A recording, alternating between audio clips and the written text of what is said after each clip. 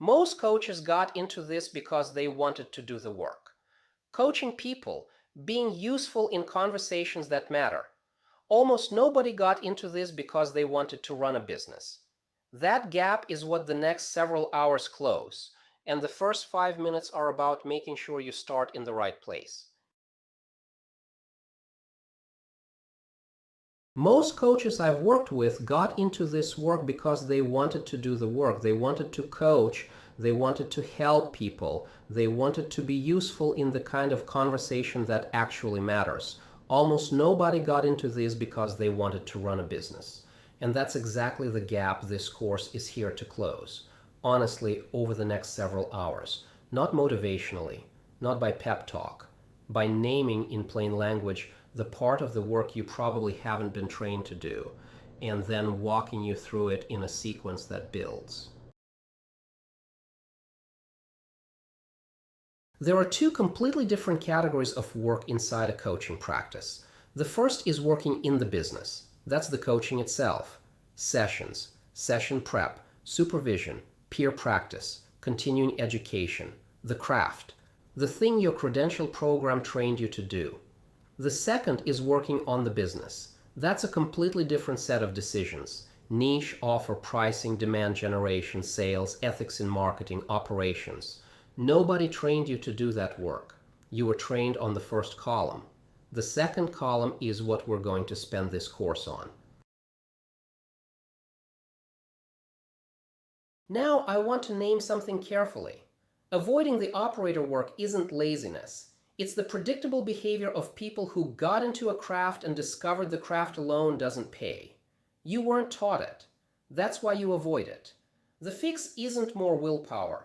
The fix is a sequence you can learn. This frame isn't mine. Michael Gerber wrote about it 40 years ago in the E-Myth Revisited. He was writing about bakers and electricians, but it applies cleanly to coaches.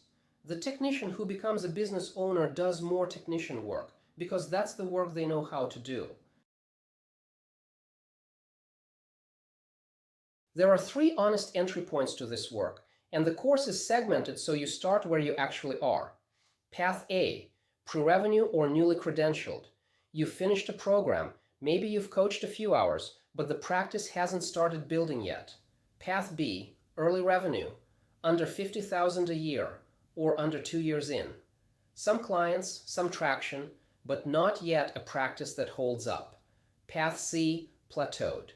3 to 5 years in, stuck somewhere between $80,000 and $150,000 a year, with the practice settled into a shape that pays the bills but doesn't grow. Same course. Different starting unit. Different reading order. The course routes based on which path you're on. Pause here. Before you watch another minute of this course, I want you to do one thing. Open the practice stage self-diagnostic linked on the lesson page. 12 questions. Takes about 5 minutes. There's no wrong answer. It's a router, not a quiz. It tells you whether you're A, B, or C, and it tells you where to start in the course. Pause the video, take it, come back. I'll wait. While you have me, here's the course contract. This is a build sequence, not a syllabus. You'll produce real artifacts as you go.